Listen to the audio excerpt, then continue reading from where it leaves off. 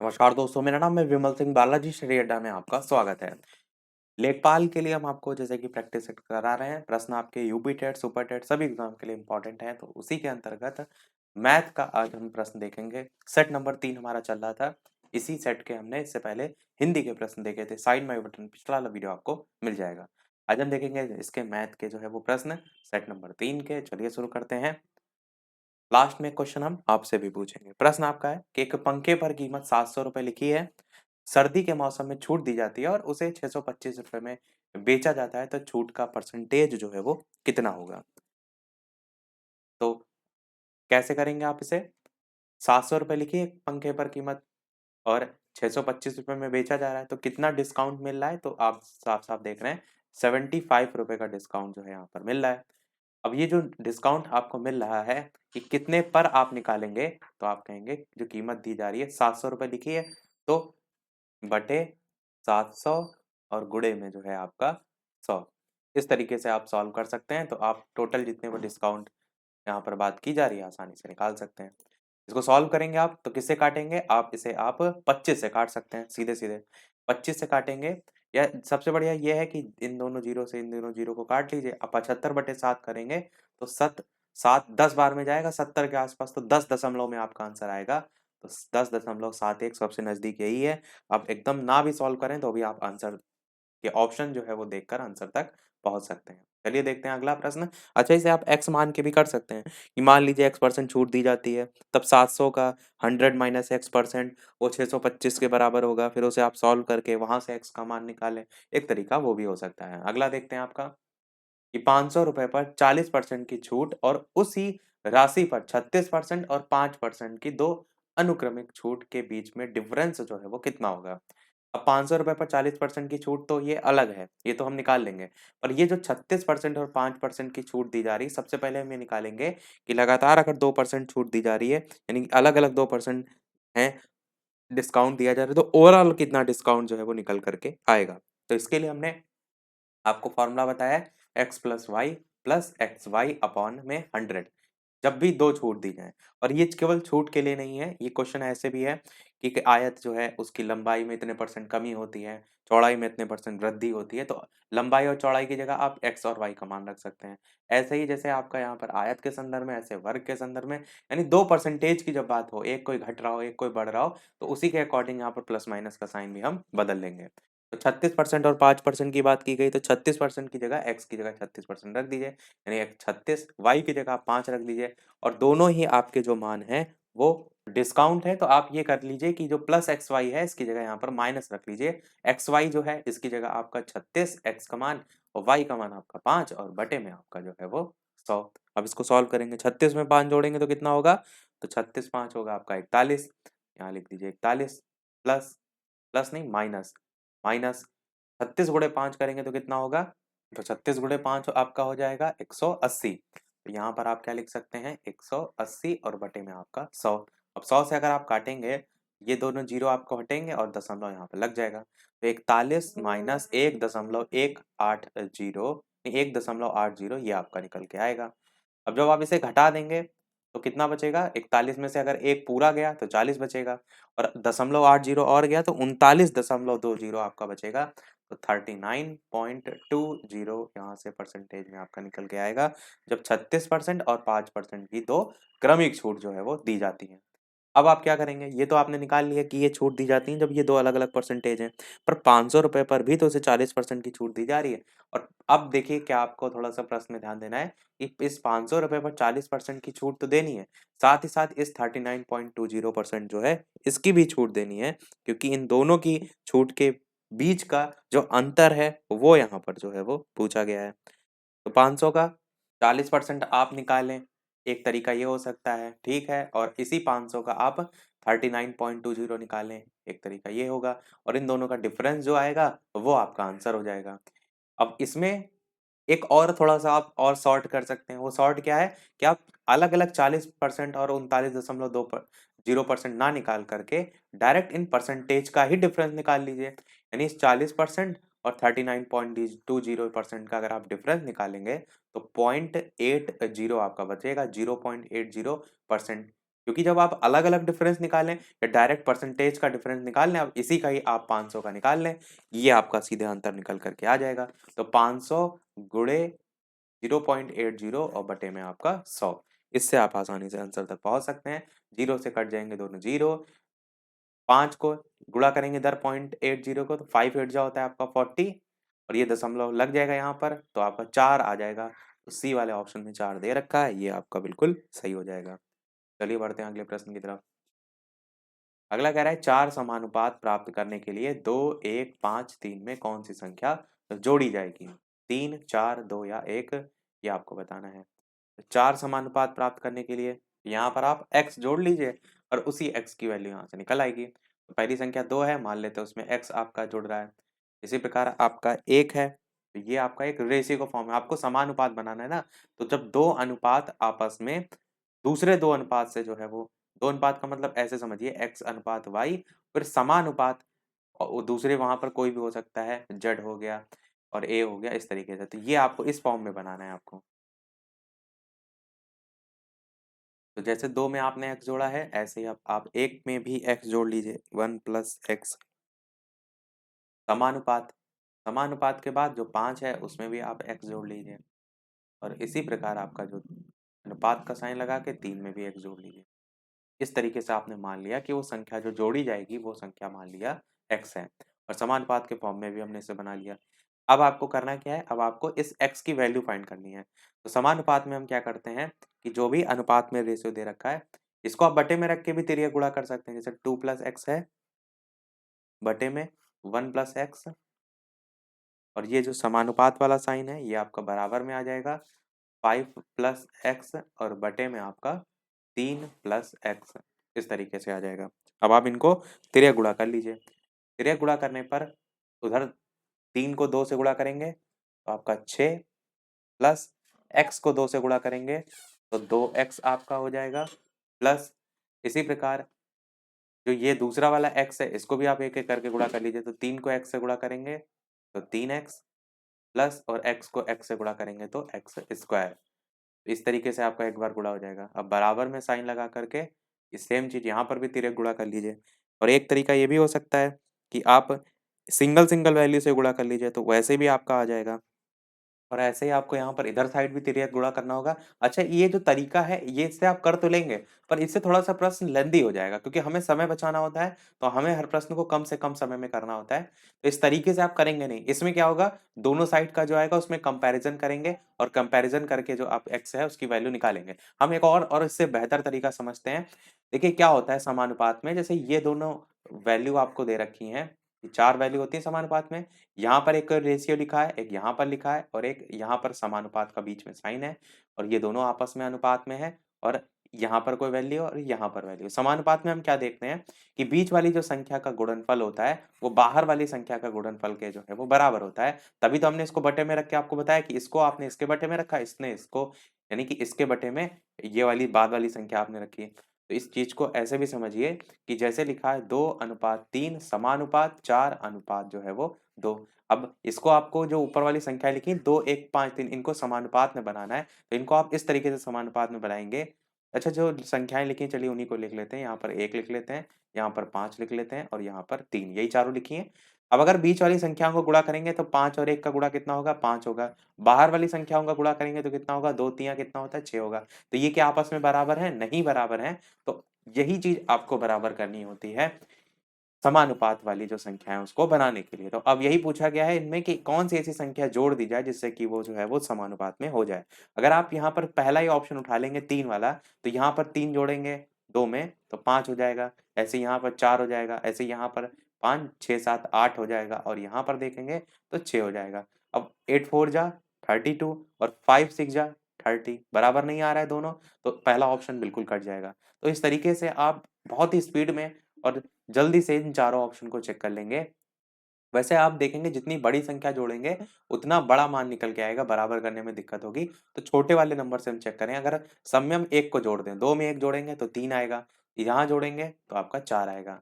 समानुपात का साइन लगाइए, 5 में 1 जोड़ेंगे तो 6 आएगा और 3 में 1 जोड़ेंगे तो 4 आएगा, इस तरीके से। अब यहाँ पर अगर आप देखिए, तो 6 चौके कितना होता है? अच्छा, यहाँ पर तो आपका 1 था ना, यहाँ पर 2 आएगा। 1 में जो है आपको 1 जोड़ना है ना, तो ये 2 आएगा। बाकी आप देख लीजिए, 2 में 1 बढ़ा 3 हुआ, 1 में 1 बढ़ा तो 2 हुआ, 5 में 1 बढ़ा तो 6 हुआ और 3 में 1 बढ़ा तो 4 हुआ। तो 6 दूना कितना होगा? तो आपका 12 होगा। और ऐसे ही 4 तियाँ कितना होगा? तो आपका 12 होगा। देखिए दोनों बराबर आपस में आ रहे हैं, तो इस तरीके से आप आसानी से ऑप्शन के थ्रू कर सकते हैं कि ये जो समानुपात में संख्याएँ हो जाएँगी, अगर इनमें 1 जो है वो जोड़ दिया जाए। बाकी जो हमने अभी स्टार्टिंग में देखा x वाला, उससे आपका होगा, पर कई बार क्या होता है, हम जब कैलकुलेशन करते हैं या समीकरण सॉल्व करते हैं, तो फिर आगे चल के उसमें प्रश्न और ज़्यादा वो लेंथी हो जाता है। फिर x की वैल्यू निकालना है, फिर प्रश्न को आपको कोशिश करना है कम से कम समय में करना है, तो आपका यहाँ पर एक ऑप्शन सही हो जाएगा और समानुपात तो आप यहाँ पर समझ गए होंगे। अगला देखते हैं आपका, यदि 2 b और 8 वितत समानुपात में है, तो b का मान क्या होगा? वितत समानुपात का मतलब कुछ इस तरीके से कि जो ये बीच वाली वैल्यू है, ये दोनों के समानुपात में आएगी, यानी कि 2 अनुपात b और समानुपात b अनुपात और बाद वाली संख्या यानी कि 8। अब यही चीज़ हमने समानुपात में अभी सीखी कि बीच वाले जो हैं इनको आपस में गुणा करते हैं और बाहर वाले जो हैं इनको गुणा करते हैं। तो b को b से गुणा करेंगे तो b स्क्वायर हो जाएगा बराबर 8 को 2 से गुणा करेंगे तो 16 हो जाएगा। तो b स्क्वायर बराबर आपका आया 16। तो b का वैल्यू क्या आएगी? b की वैल्यू निकालेंगे तो ये जो है स्क्वायर इधर अंडर रूट में लग जाएगा। तो 16 को जब निकालते हैं तो 4 का स्क्वायर होता है। तो 4 आपका यहाँ से आंसर हो जाएगा, जो कि ऑप्शन डी वाले में आपको दे रखा है, यही आपका बिल्कुल सही हो जाएगा। बी की वैल्यू पूछी गई थी। इसमें जो अनुपात होता है ना, इसमें मिश्रित अनुपात, एकल अनुपात अलग-अलग होते हैं, जिसको हमने अलग से देखा था। डीएलएड वाली मैथ वाली प्लेलिस्ट में आप देख सकते हैं, अनुपात को पूरा डिटेल में हमने बताया था।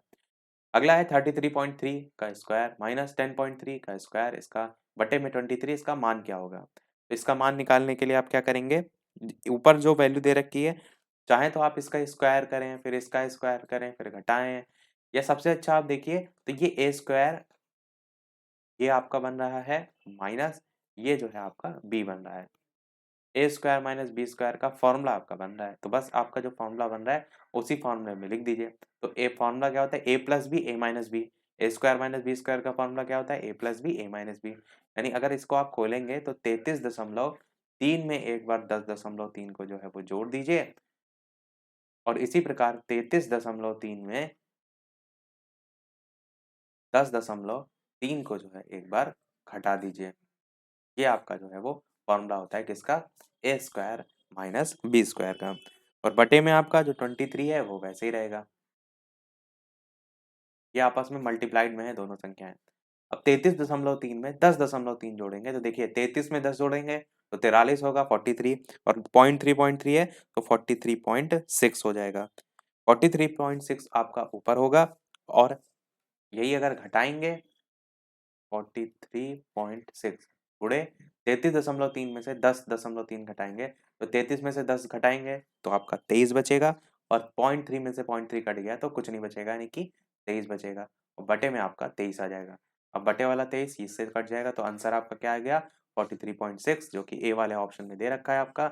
यही आपका जो है आंसर सही हो जाएगा। अगला देखते हैं।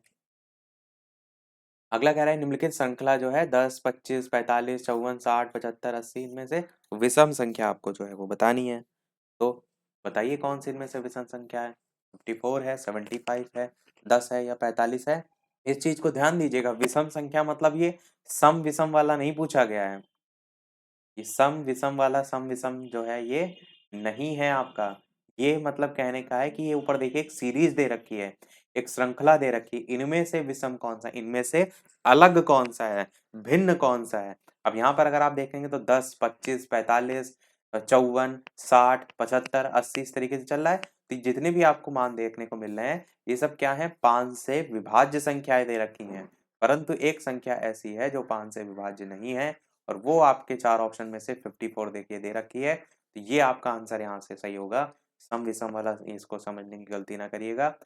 और वैसे सम विषम अगर आप समझ भी लेंगे तब भी आंसर में ऐसा नहीं है, मतलब ऑप्शन ऐसे नहीं है कि आप वहाँ पर गलत कर दें, क्योंकि 45 संख्या भी आपकी विषम में ही आएगी, 75 भी आएगी, तो फिर वहाँ पर आप गलत नहीं करेंगे। बाकी यहाँ पर आंसर 54 हो जाएगा। अगला देखते हैं। अगला कह रहा है कि यदि कोई आदमी 9.6 किलोमीटर की दूरी 4 घंटे में जो है वो तय करता है, और उसके द्वारा 10 घंटे में तय की गई दूरी आपको बतानी है। बताइए 4 ऑप्शन में से कौन सा सही होगा? करेंगे कैसे? इसके अलावा वीडियो पसंद आया तो लाइक भी अवश्य करते रहिएगा। इसी प्रकार अच्छे-अच्छे प्रश्न हम प्रैक्टिस करते रहें। जैसे हम क्वेश्चन करा रहे हैं, इससे पहले अभी तक 2 सेट और करा चुके हैं। अगर साथ में आप मिक्स क्वेश्चन करते रहेंगे, बिल्कुल भी ना मैथ आपको आती हो, तो ऐसे क्वेश्चन देखते-देखते ही बहुत सी चीज़ें आपका जो कांसेप्ट है दिमाग में बनने लगता है। इसीलिए हम मिक्स क्वेश्चन के साथ जो है आपको सेट करा रहे हैं मैथ के, ताकि आपको बिल्कुल भी ना आती हो तो भी आ जाए। और शेयर ज़रूर करते रहिएगा उनके साथ। मैथ बहुत लोगों की कमज़ोर होती है, इसलिए मैथ को लेकर जो है वो चल रहे हैं। तो प्रश्न में आपका क्या कह रहा है? आदमी द्वारा जो है 9.6 किलोमीटर की दूरी 4 घंटे में तय करता है। तो सबसे पहले आप 1 घंटे में निकाल लीजिए। एक अगर 9.6 किलोमीटर 4 घंटे में कर रहा है, तो 1 घंटे में कितना निकल के आएगा? तो 9.6 और बटे में आपका 4। अब 96 का 1/4 कितना होता है? तो 96 का 1/4 आपका 4 दो दो 24 का 4 गुना होता है ना, 2.4 समथिंग में आपका आएगा, यानी कि 2.4 यहाँ से जो है वो निकल के आएगा किलोमीटर में। आगे कह रहा है तो उसके द्वारा 10 घंटे में तय की गई दूरी। अगर 1 घंटे में आपको 2.4 पता है तो 10 घंटे में आप आसानी से निकाल सकते हैं। 2.4 को 10 से गुणा कर दीजिए, आपका आंसर 24 यहाँ से निकल के आ जाएगा। 24 किलोमीटर जो है वो आपका आंसर यहाँ से आ जाएगा। बी वाला आंसर हो जाएगा। अगला देखते हैं। अगला कह रहा है 13 संख्याओं का औसत 50 है। यदि प्रथम 7 संख्याओं का औसत 45 है और अंतिम 7 संख्याओं का औसत 55 है, तो सातवीं संख्या का मान क्या होगा? देखिए, टोटल 13 है, पर यहाँ पर 7-7 दोनों की बात की गई, यानी प्रथम प्रारंभ से भी 7, अंतिम से भी 7। तो एक संख्या क्या हो रही है? एक संख्या इसमें ओवरलैप हो रही है। तो आपको करना क्या है? टोटल में से इन दोनों का एवरेज निकाल करके, यानी 7 संख्याओं का अलग निकालिए, 7 का अलग निकालिए, 7-7 संख्याओं का जोड़ दीजिए और उस 13 संख्याओं वाले से घटा दीजिए। उससे क्या होगा? जो एक्स्ट्रा यहाँ पर है वो अलग हो जाएगा, वो निकल आएगा।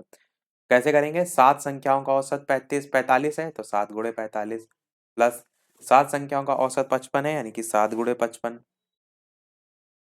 अब इसमें से टोटल का घटा देंगे। 13 संख्याओं का जो 50 है, इसमें से घटा दीजिए 13 संख्याओं का 50 है। ये आपने घटा दिया। अब 7 गुणे 45 और 7 गुणे 55 जोड़ने पर आपका आएगा 315 और 7 गुणे 55 आएगा आपका 385 और 13 गुणे 50 कितना होता है? 13 पंचे 65 होता है। तो 65 और ये 0 650। अब इनको जोड़ेंगे 315 और 385 को, तो आपका आएगा 700 और 650 आपका है ही है, घटा देंगे 50 आपका आ जाएगा आंसर। डी वाला आपका ऑप्शन। इस तरीके के क्वेश्चन आते हैं, तो बस इसमें आप देख रहे हैं ओवरलैपिंग हो रही है, क्योंकि लिखा है ना कि 7 संख्याओं का। मान लीजिए ये टोटल जो है 1 से लेकर के यहाँ तक जो है 7 हैं, और उधर से गिनना शुरू करेंगे 1, 2, 3, 4, 5, 6 यहाँ तक हैं, पर 7वां इधर से भी गिन रहे हैं तो 7वें नंबर पे यहाँ भी आ रहा है। अब आपने 7 संख्याओं का औसत इधर से भी निकाल लिया, उधर से भी निकाल लिया, तो टोटल संख्याएँ तो 14 हो गई, पर प्रश्न में तो 13 दे रखा था, तो आप 13 संख्याओं में से इस 14 वाले का अगर घटा देंगे तो आपका जो एक्स्ट्रा वाला है वो निकल के आ जाएगा। अगला देखते हैं। अगला कह रहा है एक परिवार में दादा-दादी, माता-पिता और 3 जो है वो पोते-पोतियाँ हैं। एवरेज में हमेशा जब भी क्वेश्चन आए आपको ये देखना है कि कितने लोगों की बात हो रही है और उनकी एज क्या दे रखी है, बस उसको ही आपको जो है करना होता है ध्यान में। यहाँ पर देखिए परिवार में दादा-दादी, माता-पिता और 3 पोते-पोतियाँ हैं, तो टोटल नंबर ऑफ पता है आपको कितने हैं। दादा-दादी की आयु का औसत 67 है, यानी 2 लोग हैं जिनकी एवरेज जो है 67 दे रखी है, तो 67 और मल्टीप्लाइड में जो है आप करेंगे 2। फिर कह रहा है माता-पिता की जो आयु है उनका जो है वो 35 वर्ष है। अब यानी कि 35 वर्ष जो है इसके लिए भी 2 लोग हैं, तो यहाँ पर आप लगाइए प्लस 35। अच्छा, टोटल से आप डिवाइड भी करेंगे। रुकिए थोड़ा-सा छोटा-छोटा लिखते हैं, फिर ऐसा ना हो नीचे जगह स्पेस ना बचे। यहाँ लिखते हैं साइड में 67 दादा-दादी 2 लोग हैं गुणे 2 प्लस 35 जो है वो एज है माता-पिता की, वो गुणे 2। फिर क्या है? और पोते-पोतियों की आयु का 6 वर्ष है, तो वहाँ पर भी पोते-पोती 2 है ना, और इसको भी जोड़ेंगे 6 गुणे 2। टोटल आपने कर लिया। अब बटे में आप क्या कर रखेंगे? जितने टोटल जो है वो लोग हैं। परिवार में कितने थे? दादा-दादी, माता-पिता और 3 पोते, तो टोटल 2 + 2 + 3 टोटल 7 लोग हैं, तो बटे में जो है आपका 7। बस इसको सॉल्व कर लेंगे, सीधे आंसर आ जाएगा, क्योंकि परिवार की औसत आयु ही यहाँ पर जो है प्रश्न में पूछा गया था। तो 67 × 2 करेंगे तो 134 होगा। प्लस 35 दूना 70 होता है और 6 दूना 12 होता है। एक चीज़ यहाँ पर हमने थोड़ा-सा ध्यान नहीं दिया, 2 लोग नहीं हैं, 3 लोग हैं पोते-पोतियाँ ना, 6 तियाँ 18 करेंगे हम।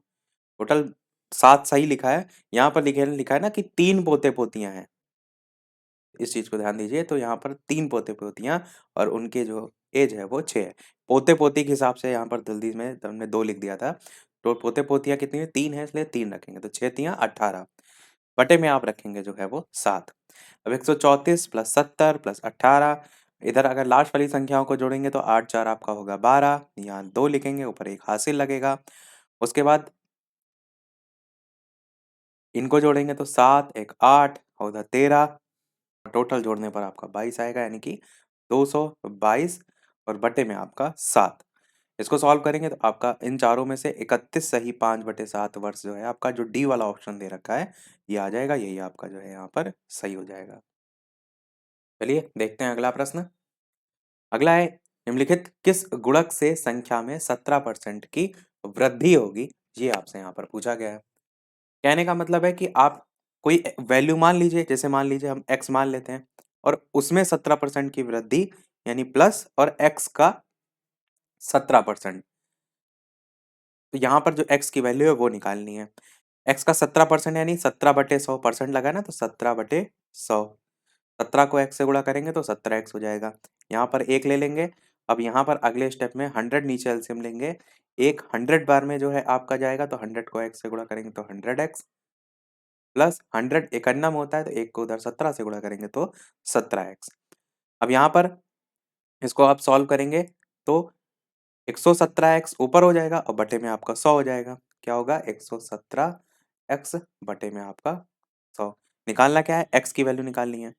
तो 100 को अगर आप उधर ले जाएँगे और बटे में आप जो है, एक चीज़ यहाँ पर ज़रूर ध्यान दीजिएगा, यहाँ पर x की वैल्यू आप नहीं निकालेंगे, x के साथ में आप मान निकालेंगे, क्योंकि प्रश्न में जो आपसे कह रहा है, वो कह रहा है कि किस गुणक से संख्या में 17% की वृद्धि होगी ना, तो अगर आप इसको उधर ले जाएँगे, तो वहाँ से x की वैल्यू निकल आएगी, वो तो फिर आपने संख्या मानी थी ना, ये तो गुणक की बात हो रहा है। तो आप यहाँ पर क्या करेंगे कि ये जो अब बराबर के उधर ले गए थे, इसको आप उधर साइड ना ले जाइए। इसको आप बटे में ही रखिए। ऊपर हमने जोड़ा था, तो एक 100x प्लस 17x 117x होगा और बटे में आपका जो है वो 100 होगा। तो बस आप x को अलग रखिए और x के साथ में जो वैल्यू है, उसको सॉल्व कर लीजिए। यानी इस दोनों जीरो को अगर आप काटेंगे तो दशमलव इधर खिसकाएँगे, 1.17 आपका आएगा। 1.17 ए वाले ऑप्शन में दे रखा है, ये आपका सही होगा। x के साथ में जो भी मान आपका निकल के आएगा ना, वो आपका उसका गुणक होगा, क्योंकि प्रश्न में गुणक से पूछा गया था किससे संख्या में 17% की वृद्धि होगी। तो ए वाला आपका ऑप्शन यहाँ पर सही होगा। चलिए देखते हैं अगला प्रश्न। अगला कह रहा है, एक ईंट 20 सेंटीमीटर गुणे 10 सेंटीमीटर गुणे 7.5 सेंटीमीटर माप की है, 25 मीटर लंबी, 2 मीटर ऊंची और 3/4 मीटर चौड़ी मोटी दीवार बनाने में कितनी ईंटें लगेंगी? इस तरीके से कभी भी क्वेश्चन आए तो टोटल वैल्यू जो दे रखी हो, उसमें से आपको एक ईंट दे रखा हो, तो एक छोटा सा टुकड़ा दे रखा हो, या टोटल एक कमरे के टाइल्स बिछे हुए हैं, उसमें एक आपको टाइल की माप दे रखी हो, तो बस आपको डिवाइड कर देना है उनके क्षेत्रफल को आपस में। तो इनका जो अगर टोटल जो मोटी दीवार की बात की गई, इसका क्षेत्रफल क्या होगा? तो इसकी लंबाई है 25, तो 25 मीटर, और उसकी लंबाई के बाद ये ऊंचाई है यानी 2 मीटर, और मोटी दीवार है, ये आपका 3/4 में आ जाएगा। और देखिए तीनों मान आपके किस में दे रखे हैं? मीटर में दे रखे हैं। अब यहाँ पर तो मीटर में दे रखे हैं, पर जो ऊपर वाला मान जिसको एक ईंट वाला दे रखा है, इसका जो क्षेत्रफल आप निकालेंगे वो सब सेंटीमीटर में दे रखे हैं, तो उसको आपको बदलना पड़ेगा। बदलने के लिए आपको क्या करना है? सेंटीमीटर को मीटर में बदलने के लिए 100 से भाग देना होगा। 20/100 आपका हो जाएगा, और दूसरा आपका 10 है, तो गुणे 10/100 हो जाएगा, तो गुणे 7.5 है, 7 7.5 का मतलब है 15/2 होता है, नहीं 15/200 हो जाएगा, 15/200 हो जाएगा। इसको आपको सॉल्व कर लेना है। आपको समझ में आ गया डिवाइड कैसे करते हैं? जैसे मैंने बताया ना, हमेशा इस तरीका से क्वेश्चन आता है कि एक पूरा कमरा है, उसमें टाइल बिछे हुए हैं, कमरे की आपको लंबाई, चौड़ाई, ऊंचाई सब दे दी होगी। फिर उसमें एक टाइल्स दे रखा होगा, टाइल्स की भी लंबाई चौड़ाई ऊंचाई दे रखी होगी। तो आपको हमेशा इस तरीके के क्वेश्चन में क्या करना है, टोटल कमरे का जो क्षेत्रफल है, यानी क्षेत्रफल निकालने के लंबाई गुणे चौड़ाई गुणे ऊंचाई करते हैं, उसको बटे में एक जो टाइल है उसका क्षेत्रफल उससे डिवाइड कर देते हो। एक टाइल का जो क्षेत्रफल है उसकी भी लंबाई चौड़ाई ऊंचाई दे रखी होगी, तो वो भी बटे में रख देंगे। वही सेम चीज यहाँ पर भी है, एक मोटी दीवार बनाने में कितनी ईंटें लगेंगी, तो हमने टोटल दीवार क्षेत्रफल से डिवाइड कर दिया सिंगल जो है वो एक ईंट के क्षेत्रफल से। अब यहाँ पर आप सॉल्व कर लीजिए, तो 20/100 करेंगे। चाहें तो आप इसको ये भी कर सकते हैं कि यहीं पर सबसे पहले सॉल्व कर लीजिए, जो बचे उसको आपस में गुणा कर लीजिए। जैसे यहाँ पर आया तो 2 5 जा 10 होगा, यानी 1/5 यहाँ पर बचेगा। 10 से काटेंगे तो 10 10 जा 100 होता है, 1/10 बचेगा। यहाँ पर 15/200 है, 15/200 आप काट सकते हैं, 5 से ही काट सकते हैं। तो 5 तिया 15 और 5 चक्कू 20 और 0 3/40 होगा। ऊपर अगर आप देखेंगे तो ये वाला जो 4 है वो मल्टीप्लाइड में आ जाएगा। कुल मिलाकर गुणा करने पर आपका जो यहाँ पर बचेगा वो आपका 25 गुणे 5 गुणे 200 बचेगा। डायरेक्ट हमने यहाँ पर लिख दिया है, बाकी कैलकुलेशन आप कर सकते हैं। तो आंसर यहाँ से 25,000 निकल के आएगा, जो कि ए वाले ऑप्शन में यहाँ पर दे रखा है। तरीका आपको मैंने बता दिया, बाकी सॉल्व आप कर सकते हैं। अगला देखते हैं। एक वृत्ताकार बगीचे का व्यास 62 मीटर आपको दे रखा है और बगीचे के चारों ओर 2 मीटर चौड़ी दीवार लगी हुई है। अब इसको क्वेश्चन को खाली आप समझ लीजिए, बाकी करने में आप आसानी से कर लेंगे। जैसे ये एक वृत्ताकार क्या है, ये आपका एक वृत्ताकार बगीचा है। अब इसका व्यास दे रखा है, व्यास का मतलब समझ रहे हैं, ये पूरा आपको दे रखा है, ये आपका होता है व्यास। कितना दे रखा है, 62 मीटर व्यास दे रखा है। अब ये कह रहा है कि बगीचे के चारों ओर 2 मीटर चौड़ी दीवार भी है। तो चारों ओर आपकी लगी हुई है दीवार, तो इसी जिस शेप में आपका वृत्ताकार बगीचा है उसी शेप में आपकी दीवार भी लगी होगी। ये आपकी क्या है, 2 मीटर की चौड़ी दीवार लगी हुई है। 2 मीटर का मतलब समझ रहे हैं, ये वाली 2 मीटर आपको जो है यहाँ पर दे रखी है, ये वाली।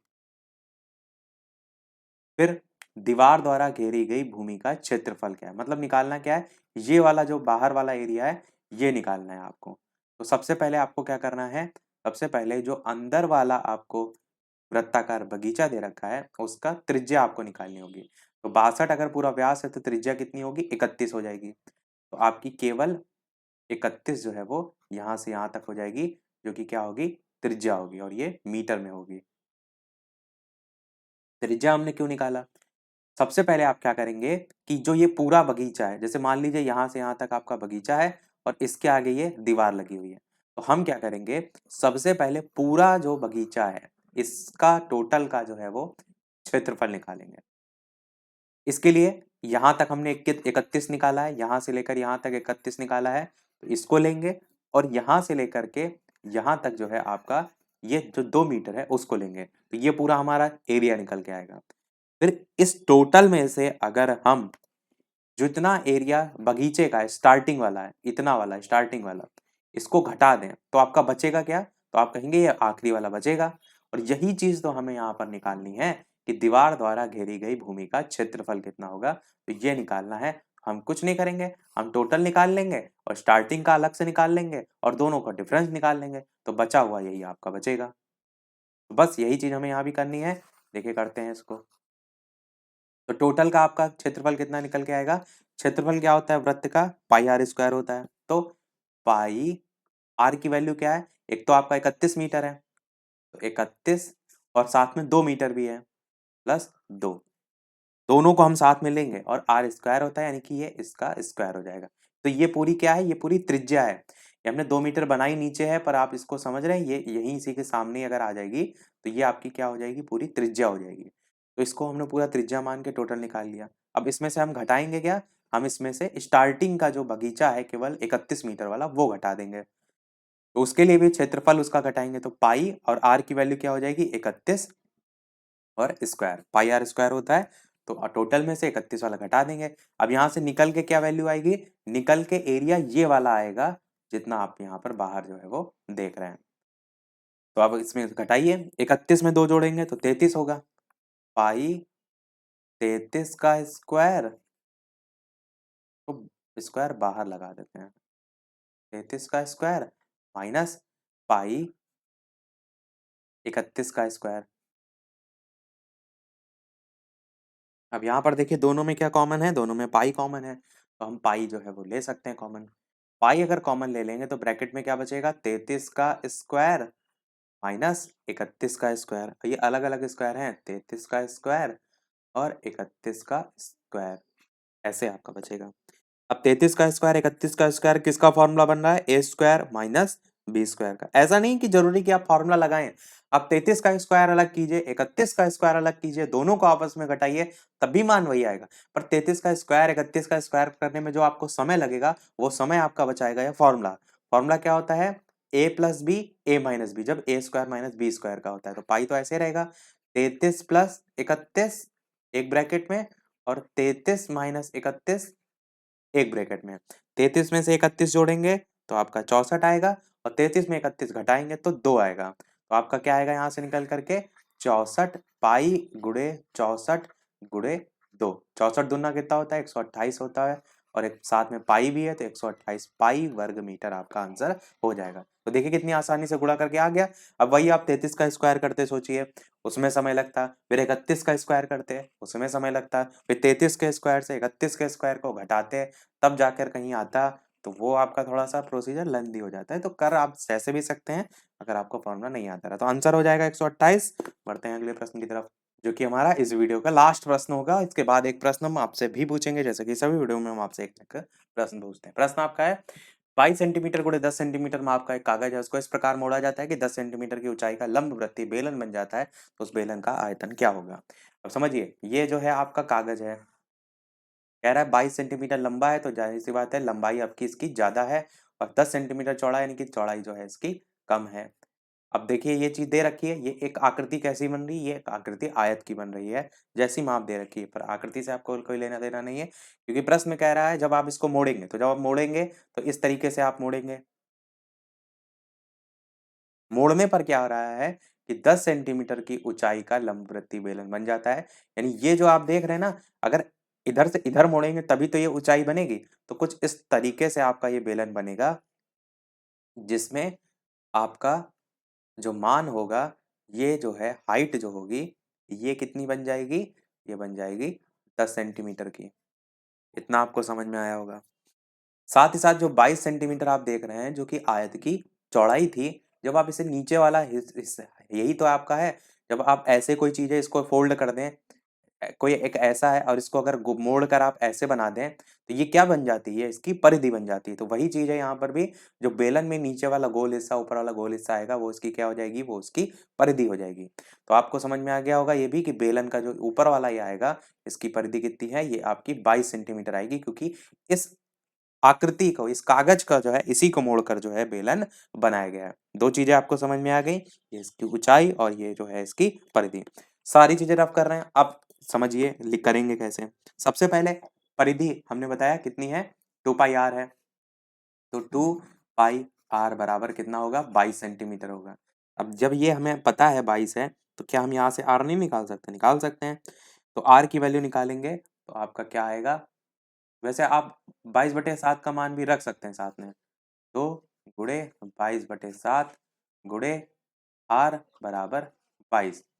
आर का निकालेंगे मान तो 22 गुणे 7 बटे में आपका 22 गुणे 2, 22 से 22 कट जाएगा, 7/2 बचेगा, 7/2 होता है 3.5, यानी आर की वैल्यू कितनी निकल के आएगी, यहाँ से 3.5 निकल करके आएगी, और 3.5 जो होगी वो सेंटीमीटर में जो है वो होगी।